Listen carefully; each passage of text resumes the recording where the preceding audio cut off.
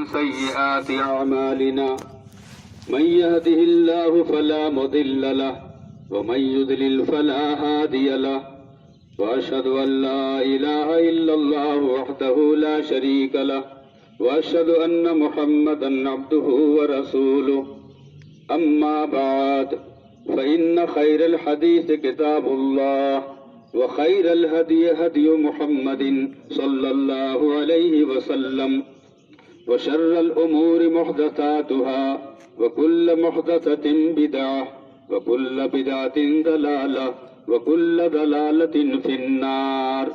اللهم صل على محمد وعلى آل محمد كما صليت على إبراهيم وعلى آل إبراهيم إنك حميد مجيد. اللهم بارك على محمد وعلى آل محمد كما باركت على إبراهيم وعلى آل إبراهيم إنك حميد مجيد. قال الله تبارك وتعالى في القرآن المجيد: أعوذ بالله السميع العليم من الشيطان الرجيم.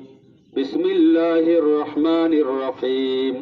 لن ينال الله لحومها ولا دماؤها ولكن يناله التقوى منكم كذلك سخرها لكم ولتكبروا الله على ما هداكم وبشر المحسنين. سامعین، آج ہم لوگ عید الاضحیٰ کی نماز کے لیے یہاں جمع ہیں. ہر آدمی کے چہرے پر خوشی ہے. آج ہم سب عید کی خوشی منا رہے ہیں، لیکن دنیا میں ایسے بھی لوگ ہیں، ایسے بھی ہمارے بھائی ہیں جو آج اس خوشی سے محروم ہیں. اللہ سے دعا ہے اللہ تعالیٰ ان کو آزمائشوں سے بچا لے اور ہم سب کی طرح آئندہ ان کو بھی خوشیاں عطا فرمائے. آج ہم مرد بھی جمع ہیں، خواتین بھی ہماری جمع ہیں، ہمارے بچے بھی جمع ہیں، ہم سب خوش ہیں. دنیا میں دیکھا جاتا ہے مرد تو خوشی مناتے ہیں، نمازیں پڑھتے ہیں عید الاضحیٰ کی عیدگاہ پہنچ کر، لیکن امت کے اندر بہت ساری عورتیں ایسی ہیں جو عیدگاہ کی خوشی سے محروم ہوتی ہیں. یاد رکھ لیجئے، جس طرح مردوں کو عیدگاہ آنا ہے، عورتوں کو بھی عیدگاہ لے جانے کا حکم ہے. نبی صلی اللہ علیہ وسلم نے فرمایا ام عطیہ رضی اللہ تعالی عنہا سے کہ تم جو ہے عورتوں کو، جو بالغ بچیاں ہیں ان کو بھی، جو چھوٹی بچیاں ان کو بھی گھروں سے نکالو اور عیدگاہ تک لے چلو. ام عطیہ رضی اللہ تعالیٰ نے کہا، اے اللہ کے نبی صلی اللہ علیہ وسلم، اگر کسی کے پاس چادر نہ ہو، کسی بہن کے پاس چادر نہ ہو تو ان کو ہم کس طرح لے کے چلیں؟ فرمایا اپنی چادر میں ان کو لے کے چلو، اپنے بہن کی چادر میں اوڑھ کر جائیں، ایک ہی چادر میں دونوں پردہ کر کے جائیں. یہاں تک کہ اللہ کے نبی صلی اللہ علیہ وسلم نے فرمایا جو عورتیں حالت نفاس میں ہیں، حالت ناپاکی میں ہیں، وَيَشْهَدْنَ جَمَاعَةَ الْمُسْلِمِينَ، وہی مسلمانوں کی جماعت میں حاضر ہوں، نماز کی جگہ سے علیحدہ بیٹھ جائیں اور دعا میں شریک رہیں. بتائیے کتنی اہمیت ہے. عام نمازوں کے تعلق سے کہا گیا کہ عورتوں کے لیے بہترین مقام ان کا گھر ہے، وہ اپنے گھر میں نماز ادا کرے تو بہتر ہے، لیکن عیدگاہ کے تعلق سے اصرار کے ساتھ پیارے نبی نے فرمایا کہ عورتیں بھی عیدگاہ کو ضرور جائیں. تو آج اللہ کا شکر ہے ہماری اس خوشی میں خواتین بھی شامل ہیں. محترم سامعین، میں نے آپ کے سامنے سورہ حج کی جو آیت تلاوت کیا ہے، اس آیت میں اللہ تعالیٰ کا ارشاد ہے لن ينال الله لحومها ولا دماؤها ولكن يناله التقوى منكم. یاد رکھو اللہ کو نہ تمہارا خون پہنچتا ہے نہ تمہارا گوشت پہنچتا ہے، بلکہ اللہ کو تو تمہارے دلوں کا تقوی پہنچتا ہے۔ محترم سامعین، یہ قربانی جو ہم کر رہے ہیں، یہ قربانی کا مقصد تقوی حاصل کرنا ہے، اللہ کی محبت کا اظہار ہے۔ گویا بندہ اپنے رب کے سامنے یہ استدلال پیش کرتا ہے کہ آج تو یہ جانور، آج تو یہ مال ہم اللہ کے راہ میں خرچ کر رہے ہیں، اے اللہ ضرورت پڑی تو تیرے راہ میں ہم اپنی جان کو بھی قربان کر دیں گے۔ اس اسپرٹ کو باقی رکھنے کے لیے، اس کو قائم رکھنے کے لیے، اس کو جاری اور ساری رکھنے کے لیے اللہ تعالیٰ نے ہمیں قربانی عطا کیا، قربانی کا حکم دیا ہے۔ اور یاد رکھ لیجئے، جتنی عبادات ہیں ان تمام کا مقصد ہی تقوی ہے۔ آپ نے اس سے پہلے عید الفطر کی نماز ادا کیا، ایک مہینہ روزہ رکھنے کے بعد اللہ نے کیا کہا؟ یا ایھا الذین آمنوا کتب علیکم الصیام کما کتب علی الذین من قبلکم لعلکم تتقون۔ اے ایمان والو، تم پر روزے فرض کیے گئے جس طرح تم سے پہلے قوموں پر فرض کیے گئے تھے، شاید کہ تم متقی بن جاؤ۔ روزے کا مقصد تقوی، قربانی کا مقصد تقوی، نماز کا مقصد تقوی، زکوٰۃ کا مقصد تقوی، حج کا مقصد تقوی، یعنی یہ تمام چیزیں اللہ تعالیٰ جو فرض کیا ہے، اس کا مطلب ایک ہی ہے کہ انسان اس کے ذریعے گناہوں سے پاک ہو جائے، متقی بن جائے، پرہیزگار بن جائے، اللہ کا محبوب بن جائے۔ اور یاد رکھ لیجئے، دنیا میں کامیابی کے لیے تقوی کی ضرورت ہے، آخرت میں کامیابی کے لیے تقوی کی ضرورت ہے۔ پیارے نبی صلی اللہ علیہ وسلم نے فرمایا، جو متقی ہوگا، جو پرہیزگار ہوگا، جو اللہ کے راہ میں جان و مال کی قربانی پیش کرے گا، وقت لگائے گا، نمازوں کی پابندی کرے گا، قربانی ادا کرے گا، تو اللہ کے نبی نے فرمایا چاہے وہ کہیں کا بھی ہو، امریکہ کا کیوں نہ ہو، افریقہ کا کیوں نہ ہو، ہندوستان کا کیوں نہ ہو، کہیں کا کیوں نہ ہو، وہ میرے سے قریب ہوگا، اس کو میرے قریب میں جگہ ملنے والی ہے۔ معمولی مقام ہے، تقوی کی وجہ سے اللہ دنیا میں مقام دیتا ہے، اللہ آخرت میں مقام دیتا ہے۔ اللہ تعالیٰ نے فرمایا یا ایھا الناس انا خلقناکم من ذکر وانثی وجعلناکم شعوبا وقبائل لتعارفوا ان اکرمکم عند اللہ اتقاکم ان اللہ علیم خبیر۔ یا ایھا الناس انا خلقناکم من ذکر وانثی، اے لوگو ہم نے تم کو ایک مرد ایک عورت سے پیدا کیا، پھر تم کو قبیلوں میں تقسیم کر دیا تاکہ تمہارے اندر تعارف قائم رہے، تم ایک دوسرے کو پہچان سکو۔ کئی عبد الرشید ہے تو خان عبد الرشید ہے، سید عبد الرشید ہے، شیخ عبد الرشید ہے، یہ پہچان کے لیے قبیلے بنایا گیا۔ یاد رکھو اللہ کے نزدیک سب سے معزز وہ ہے، سب سے عزت والا وہ ہے، سب سے محبوب وہ ہے جس کے دل میں تقوی ہے۔ اللہ تعالیٰ تقوی کی وجہ سے پسند کرتا ہے، اور جو انسان اللہ کا محبوب بن جاتا ہے تو اللہ تعالیٰ اس کی دعا میں بھی اثر دیتا ہے، اس کی بد دعا میں بھی اثر دیتا ہے۔ آج مسلمان ساری دنیا میں پریشان ہیں، دعائیں قبول نہیں ہو رہی ہیں، بد دعائیں ظالموں کے حق میں کی جا رہی ہیں، قبول نہیں ہو رہی ہیں۔ کیا وجہ ہے؟ دل تقوی سے خالی ہے، ایمان سے دل خالی ہے، اللہ کی محبت سے خالی ہے، اللہ سے رشتے کمزور پڑ چکے ہیں، اس لیے جو ہے آج یہ امت ساری دنیا میں ذلت و رسوائی کا سامنا کر رہی ہے۔ اگر ہمارے دلوں میں تقوی ہوتا تو آپ دیکھتے ہی دیکھتے یہ ظالم قوم تباہ و برباد ہو جاتی۔ نوح علیہ السلام کو دیکھیے، ایک ظالم قوم سے مقابلہ تھا،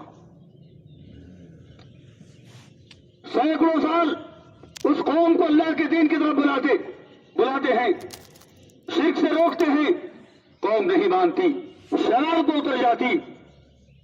اللہ سے صرف ایک دعا کیا آپ نے، رب اغفر لی ولوالدی ولمن دخل بیتی مؤمنا وللمؤمنین والمؤمنات ولا تزد الظالمین الا تبارا۔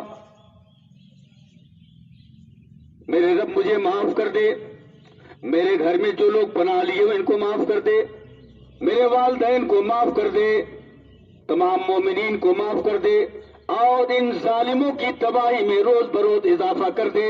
دیکھنے والوں نے دیکھا ایک مضبوط قوم جو دنیا کی مضبوط ترین قوم تھی، اور اس کے مقابلے میں اللہ کے نبی، اللہ کے رسول نوح علیہ السلام اکیلے و تنہا ہیں۔ اللہ تعالیٰ نے آپ کے تقوی کی وجہ سے، آپ کے ایمان کی وجہ سے اس قوم پر غالب کر دیا، اور وہ مضبوط قوم دیکھتے ہی دیکھتے تباہ و برباد ہو گئی۔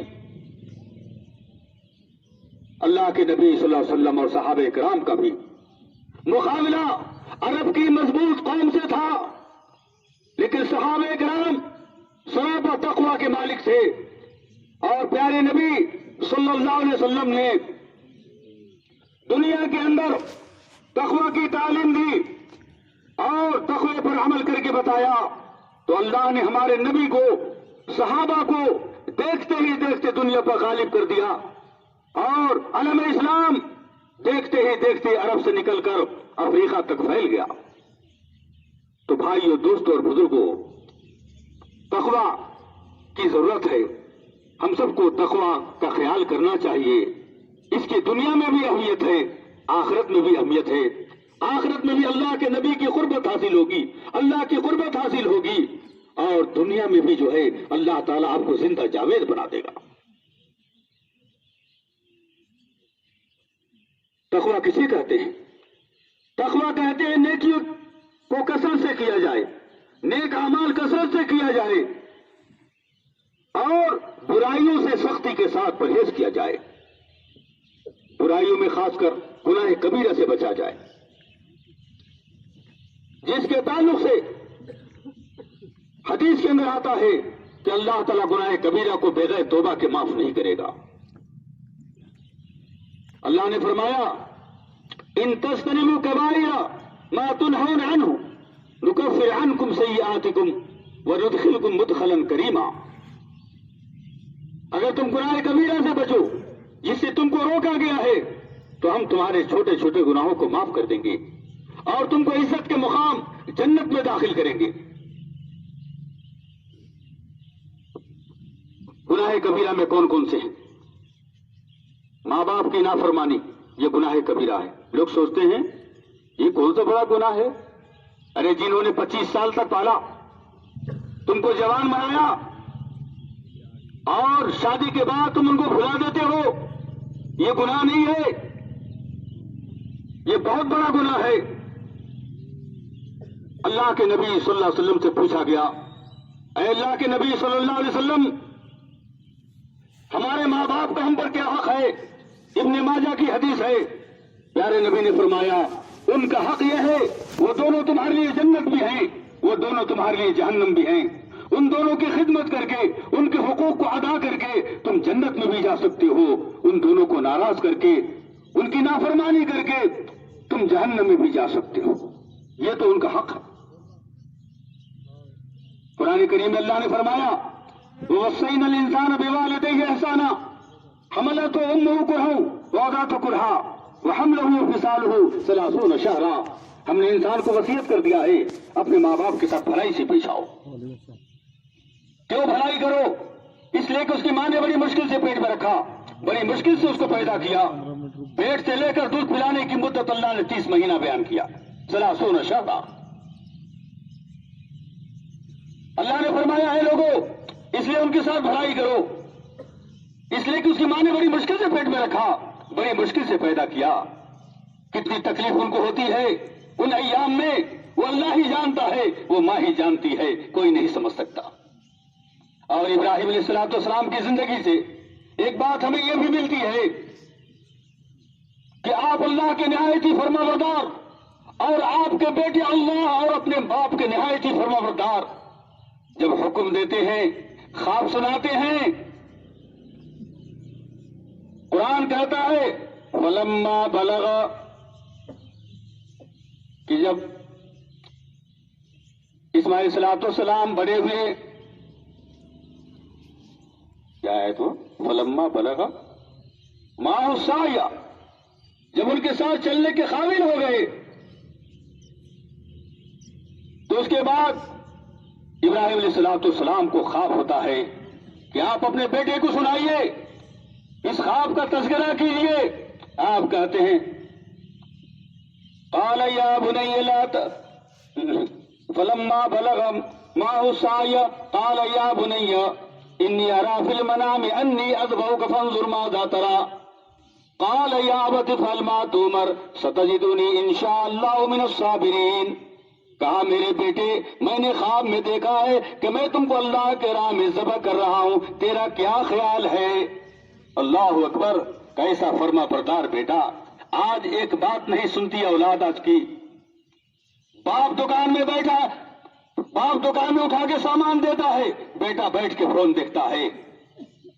باپ جو ہے محنت مشقت کرتا ہے، بیٹا اپنے باپ کی محنت پر روٹیاں توڑتا ہے۔ ایک اولاد یہ بھی ہے، ایک اولاد آج کل کی بھی ہے کہ ایک جملہ کہا، میں نے خواب میں دیکھا ہے کہ میں تجھے اللہ کے راہ میں ذبح کر رہا ہوں، تیرا کیا خیال ہے؟ کیا نیک بیٹا، کیا نیک اولاد؟ کہتے ہیں قال یا ابت افعل ما تؤمر ستجدنی ان شاء اللہ من الصابرین۔ میرے ابا جان، اللہ نے آپ کو ذبح کا حکم دیا ہے، آپ کر گزریے جو اللہ کا حکم عمل کیجیے۔ اللہ اکبر، یہ جذبہ ہونا چاہیے ایک بیٹے کے اندر، یہ فرما برداری ہونی چاہیے ایک باپ کے تعلق سے، یہ قربانی کا جذبہ ہونا چاہیے اللہ کے حکم پر۔ آج ہم نمازوں کو نہیں آتے، آج ہم روزے نہیں رکھتے، آج زکوٰۃ نہیں دیتے، حج فرض ہے حج نہیں کرتے، کیا قربانی دیں گے ہم؟ کیسی قربانی دیا دونوں نے اللہ کے حکم پر۔ ابراہیم علیہ السلام کی پوری زندگی قربانیوں سے بھری ہوئی ہے۔ سن شعور کو پہنچے، اللہ نے رب ہونے کا پتہ دیا، مالک حقیقی کا پتہ ملا، خالق کائنات کا پتہ ملا، رب کائنات کا پتہ ملا، اعلان کر دیا انی بریء مما تشرکون۔ اے لوگو، میں تم جیسے مشرکین میں سے نہیں ہوں، اللہ واحد پر ایمان رکھنے والا ہوں۔ باپ دشمن بن گیا، پوری سرزمین عراق دشمن بن گئی، بادشاہ وقت آپ کا دشمن بن گیا، لیکن توحید کو نہیں چھوڑا۔ اللہ کی محبت اتنی تھی، ثابت کر دیا اللہ کے خاطر میری جان رہے یا جائے میں توحید سے نہیں ہٹ سکتا۔ اسی لیے حضرت ابراہیم علیہ السلام کو امام الموحدین کہا جاتا ہے، نہ یہ کہ آپ خود توحید پر قائم تھے، بلکہ آپ نے اپنی پوری اولاد کو ایسی تعلیم دی کہ بیٹا بھی نبی بنا، پوترا بھی نبی بنا، پر پوترا بھی نبی بنا، نبوت کا سلسلہ چل پڑا۔ اس کے بعد آزمائش، دیکھا کہ سننے والا نہیں ہے، یہ بت پرستی وہ غلط قرار دیتا ہے، بتوں کی توہین کرتا ہے، بتوں کے خلاف بولتا ہے، تو اس کے بعد کیا ہوا؟ باپ آپ کا دشمن بن گیا۔ آپ نے باپ کو بھی دعوت دیا، کیا دعوت دیا؟ اذ قال لأبيه يا أبت لم تعبد ما لا يسمع ولا يبصر ولا يغني عنك شيئا۔ اے میرے ابا جان، آپ ایسی چیز کی عبادت کیوں کرتے ہیں جو نہ سنتا ہے نہ دیکھتا ہے نہ کچھ کام آ سکتا ہے؟ ابا جان، میرے پاس ایسا علم آیا ہے، اگر آپ اس کی پیروی کریں، جو علم آپ کے پاس نہیں ہے میرے پاس ہے، اگر اس کی پیروی کریں تو میں آپ کو سیدھا راستے پر چلاؤں گا۔ یا ابتی لا تعبدوا الشیطان ان الشیطان للرحمن عصیٰ۔ ابا جان، کتنا پیارا اسلوب ہے بیان کرنے کا۔ ظالم باپ ہے، مشرک باپ ہے، کافر باپ ہے، پھر بھی باپ کا احترام دیکھیے، میرے ابا جان، میرے ابا جان، میرے ابا جان کہہ کے پکار رہے ہیں۔ ابا جان، شیطان کی پیروی نہ کیجیے، شیطان کی عبادت نہ کیجیے، یہ رحمان کا نافرمان ہے۔ ابا جان، مجھے ڈر ہے کہ آپ شیطان کی عبادت کر کے रहमान के अजाब के शिकार न हो जाएं। इतनी मोहब्बत से दावत दे रहे हैं, इतनी मोहब्बत से समझा रहे हैं। जालिम बाप, मुशरिक बाप क्या करता है? क्या इब्राहिम, क्या मेरे माबूदों के खिलाफ तू चल रहा है? मेरे माबूदों को बुरा भला कहता है? इतना मारूंगा कि पत्थर से मार मार के हिलाक कर दूंगा।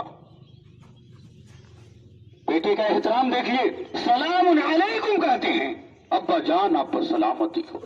मैं रब से दुआ करूंगा आपके लिए मगफिरत की, मेरा रब मुझे मायूस नहीं करेगा। मालूम ये हुआ आप दाई हैं, आप जो है तौहीद पर हैं, आप दीन पर हैं। बाप अगर बेदीन है तो भी आपको जो है अदब को सामने रखते हुए बात करना चाहिए। कुरान करीम में अल्लाह ने फरमाया मुशरिक बाप की नाफरमानी जायज है, लेकिन दुनियावी मामलात में वो साहिबुआ फिर दुनिया मारूफा, अच्छे अंदाज से पेश आ। ठीक है, बाप दुश्मन बन जाता है, बादशाह वक्त दुश्मन बन जाता है, उसके बाद हुक्म होता है कि इसको आग में डाल दो, लकड़ियां जलाई जाती हैं। जब आसमान से वो बातें करने लगी, उसके बाद फिर डालने का हुक्म होता है। अल्लाह अकबर, कैसी आजमाइश है, कैसी अल्लाह से मोहब्बत है। आग में जलना पसंद किया, लेकिन अल्लाह की मोहब्बत को जाने नहीं दिया, ईमान का रिश्ता खत्म नहीं किया अल्लाह से। आज का इंसान थोड़ी थोड़ी बात पर दीन से दूर हो जाता है, दाढ़ी कटा लेता है, चेहरा क्लीन शर्ट बना लेता है, पैंट शर्ट में आ जाता है। दुनिया वालों का, काफिरों का इतना डर है। लेकिन आग जैसी चीज इब्राहिम अलैहिस्सलाम को नाफरमानी के राह पर नहीं ले जा सकी।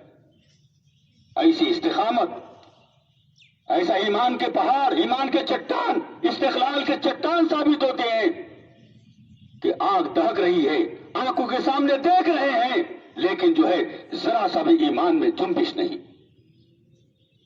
उसके बाद जब आपको आग में डाला जाता है तो अल्लाह ताला हुक्म देता है, या नारु कूनी बर्दन व सलामन अला इब्राहिम, अया खबरदार इब्राहिम के ऊपर सलामती के साथ ठंडी हो जा।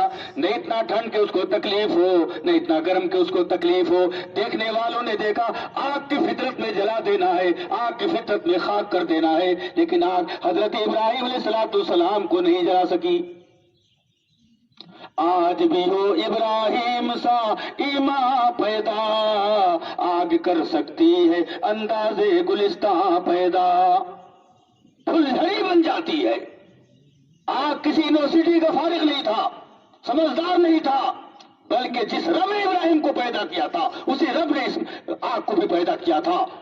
उसकी मजाल नहीं थी, हिम्मत नहीं थी कि रब के खिलाफ चला जाए।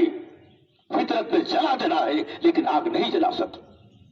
अल्लाह ताला ने फरमाया, ईमान वालों, अगर तुम्हारे अंदर मोहब्बत आ जाए, इस्तिकामत आ जाए, ईमान आ जाए, तो दुनिया की तमाम चीजों को अल्लाह तुम्हारे मुसक्खर कर देगा, तुम्हारे ताबे कर देगा। ये आजमाइश यहां भी कामयाब होते हैं। दावत दे रहे हैं, अल्लाह के बंदों को अल्लाह के दीन की तरफ बुला रहे हैं। बड़ी फिक्र है कि दुनिया वाले अल्लाह के अजाब से बच जाए, शिर्क से बच जाए, तौहीद पर आ जाए, ईमान की दौलत से माला माल हो जाए। एक अच्छा खासा जो है जमात कायम हो चुका है, अच्छी खासी जमात कायम हो गई है, इस्लाम फैल चुका है, अल्लाह का दीन फैल चुका है, तौहीद फैल चुका है। बुढ़ापा आ गया है, बुढ़ापे को पहुंच गए हैं। फिक्र लायक है कि अल्लाह मैं बुढ़ापे को पहुंच गया, मैं मर जाऊंगा, ये कौम फिर शैतान की नजर हो जाएगी, शैतान गुमराह कर देगी। ऐ अल्लाह मुझे एक औलाद दे ताकि मेरे बाद तेरे दीन का काम कर सके। वक़ाल इन्नी ज़ाहिबुन इला रब्बी सयहदीन रब्बी हबली मिनस सालिहीन फबश्शरनाहु बिग़ुलामिन हलीम। इब्राहिम अलैहिस्सलाम ने अपनी कौम से कहा, मैं अल्लाह की तरफ जा रहा हूँ, वो मुझे कुछ हिदायत करने वाला है। अल्लाह की तरफ जाते हैं, अल्लाह से बातें करते हैं, उसके सामने अपनी फरियाद को रखते हैं कि अल्लाह ने एक औलाद दे। अल्लाह ने फौरन कहा, फबश्शरनाहु बिग़ुलामिन हलीम, ऐ इब्राहिम जा, मैं तुमको ऐसी औलाद दूंगा जो तेरे बाद भी तेरे दीन के काम को कर सके। अल्लाह ने दिया। बुढ़ापे का औलाद नहीं, कैसी आजमाइश है। उसके बाद दिया, देने के बाद क्या हुआ, फलम्मा बलग़ मअहु साय, جب دوڑنے کے چلنے کے قابل ہو گئے، اللہ کہتا ہے کہ ابراہیم قربان کر دو۔ کیسی محبت ہے اللہ کی ذات سے کہ آج کوئی کر سکتا ہے جس کی ایک لوتی اولاد ہو، وہ بھی بڑھاپے میں اللہ دیا ہو، لیکن اللہ کے پیغمبر تیار ہو گئے، اے اللہ یہ اولاد کیا چیز ہے، سب کچھ تیرے نام پر قربان، تیار ہو گئے۔ جب تیار ہو جاتے ہیں اپنے بیٹے کی قربانی کے لیے، مقصد قربانی نہیں تھا، دل کا تقویٰ دیکھنا تھا کہ ابراہیم کے دل میں اللہ کی ذات سے کتنی محبت ہے، میرے حکم کا کتنا خوف ہے، میرے حکم سے کتنی محبت ہے۔ تیار ہو جاتے ہیں، اللہ کہتا ہے وَنَادَيْنَاهُ أَن يَا إِبْرَاهِيمُ، ہم نے ابراہیم کو آواز دیا، اے ابراہیم رک جا، ٹھہر جا۔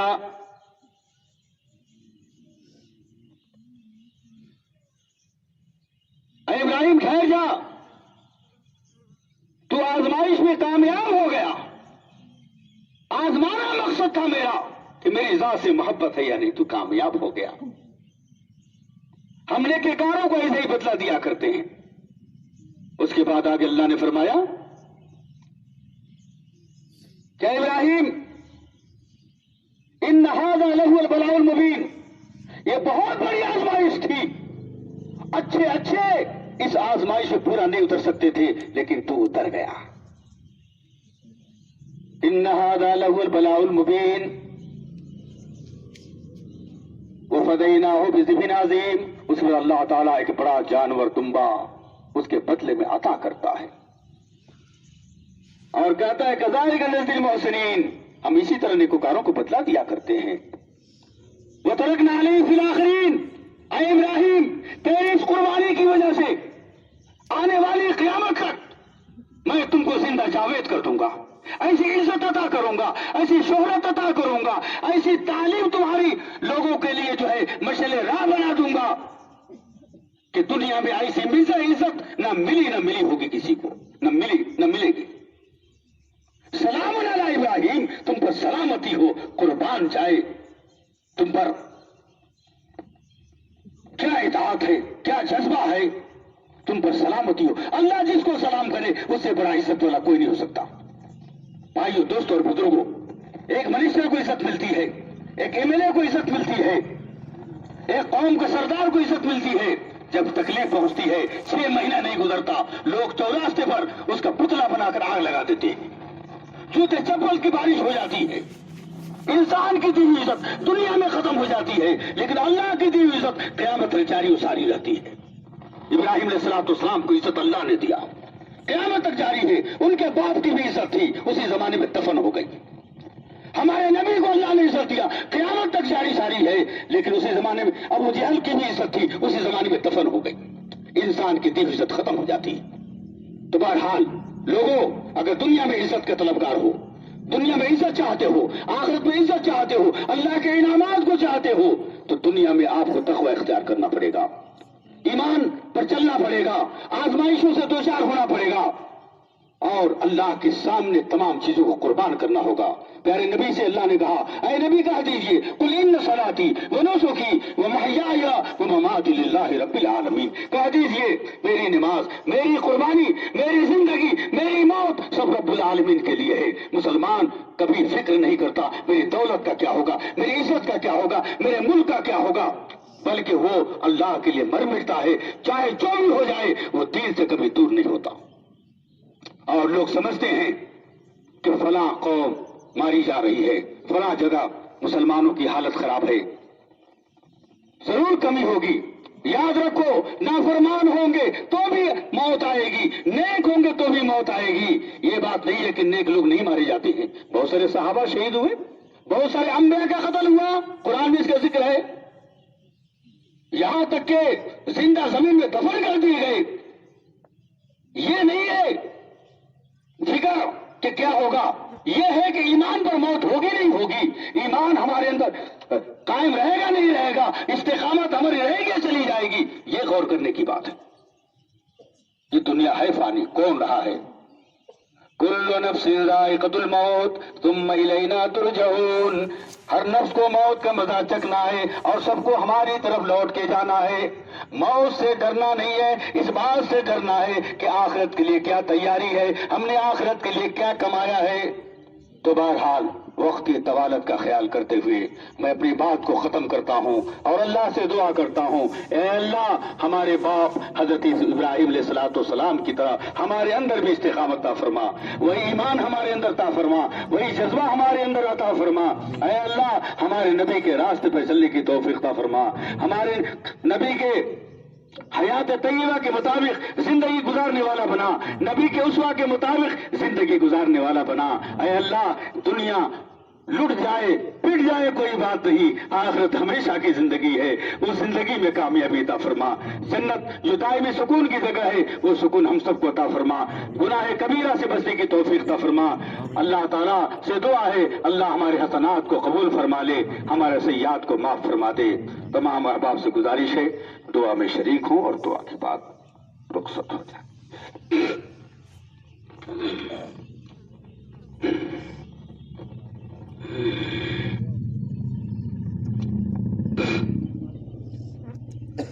سبحان ربی الاعلی العلی الوہاب، الحمد للہ رب العالمین والعاقبۃ للمتقین والصلاة والسلام علی اشرف الانبیاء والمرسلین نبینا محمد وعلی آلہ واصحابہ اجمعین۔ ربنا آتنا فی الدنیا حسنۃ وفی الآخرۃ حسنۃ وقنا عذاب النار۔ ربنا ظلمنا انفسنا وان لم تغفر لنا وترحمنا لنكونن من الخاسرين۔ ربنا اصرف عنا عذاب جهنم ان عذابها كان غراما انها ساءت مستقرا ومقاما۔ لا الہ الا انت سبحانك انی كنت من الظالمین۔ لا الہ الا انت سبحانك انی كنت من الظالمین۔ لا الہ الا انت سبحانك انی كنت من الظالمین۔ اے اللہ ہم سب کے گناہوں کو معاف فرما، ہمارے خطاؤں کو معاف فرما، ہماری لغزشوں کو معاف فرما۔ اے اللہ امت بہت پریشان ہے، اے اللہ امت کی پریشانیوں کو دور فرما، امت کی نصرت فرما، امت کی مدد فرما، امت کو غلبہ عطا فرما۔ اے اللہ ہم تیرے دین سے دور ہو گئے ہیں، شرک و بدعت میں ہم پھنس چکے ہیں، اے اللہ شرک و بدعت سے نکال دے، نیک ہدایت دے دے، تیری ذات کی محبت دلوں میں ڈال دے، تمام مخلوقات سے ہمارے دلوں کو پھیر دے اور تیری ذات کی محبت ڈال دے۔ اے اللہ تیری ذات سے شدید محبت کرنے والا بنا دے، تیرے نبی کے راستے پر چلنے والا بنا دے، نمازوں کا پابند بنا دے، دین کا پابند بنا دے۔ اے اللہ ہم میں جو بیمار ہیں ان کو شفا عطا فرما، اے اللہ ہم میں جو پریشان ہیں ان کو شفا عطا فرما۔ اے اللہ ہم میں جو بیمار ہیں ان کو شفا عطا فرما۔ اے اللہ جو غریب ہیں، جو کمزور ہیں، جو محتاج ہیں ان کی محتاجی کو دور فرما۔ اے اللہ امت کے لوگ جہاں کہیں بھی پریشان ہیں ان کی پریشانی کو دور فرما۔ اے اللہ ظلم بہت زیادہ ہو گیا ہے، اے اللہ تیری نصرت کے بغیر، تیری مدد کے بغیر ہم ان پر غالب نہیں آ سکتے۔ اے اللہ تیری نصرت سے ہم کو غلبہ عطا فرما۔ اے اللہ دشمن پر غلبہ عطا فرما۔ اے اللہ ہمارے بچوں کی حفاظت فرما، ہمارے عورتوں کی حفاظت فرما۔ اے اللہ ہمارے مردوں کی حفاظت فرما، ہر مومنین کی مدد فرما۔ اے اللہ دنیا کی زندگی جو مختصر ہے اس کے مقابلے میں آخرت کی فکر عطا فرما، تیرے دین پر چلنے والا بنا، آخرت کے انجام کی فکر کرنے والا بنا۔ اے اللہ جنت جو دائمی سکون کی جگہ ہے ہم سب کو عطا فرما، جہنم جو عذابوں کا گڑھا ہے، جو تکلیف کا گڑھا ہے، اے اللہ ہم سب کی اس کی حفاظت فرما۔ اے اللہ آخرت میں حساب و کتاب آسان فرما، میزان پر جب گناہ کو اور نیکیوں کو رکھا جائے، اے اللہ اپنی رحمت سے ہمارے نیکیوں بھاری کر دے، اے اللہ نیکیوں کا پلڑا بھاری کر دے۔ اے اللہ پل صراط کا راستہ آسان فرما، اے اللہ پل صراط کا راستہ آسان فرما، نبی صلی اللہ علیہ وسلم کی شفاعت نصیب فرما۔ ربنا تقبل منا انك انت السميع العليم وتب علينا انك انت التواب الرحيم۔ صلی اللہ تعالی علی خیر خلقه محمد وعلى آلہ واصحابہ اجمعین برحمتک یا ارحم الراحمین والحمد للہ رب العالمین۔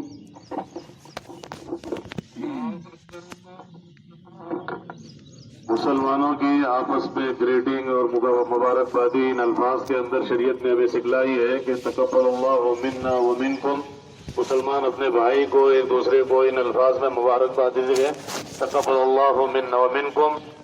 آج عید کا دن اللہ کے رسول صلی اللہ علیہ وسلم نے صدقہ و خیرات کی تلقین فرمائی ہے، رہنمائی فرمائی ہے. میں محمدی مسجد مکند نگر کی تعمیری فنڈ کے اندر آپ حضرات سے گزارش کرتا ہوں کہ بڑھ چڑھ کر حصہ لیں.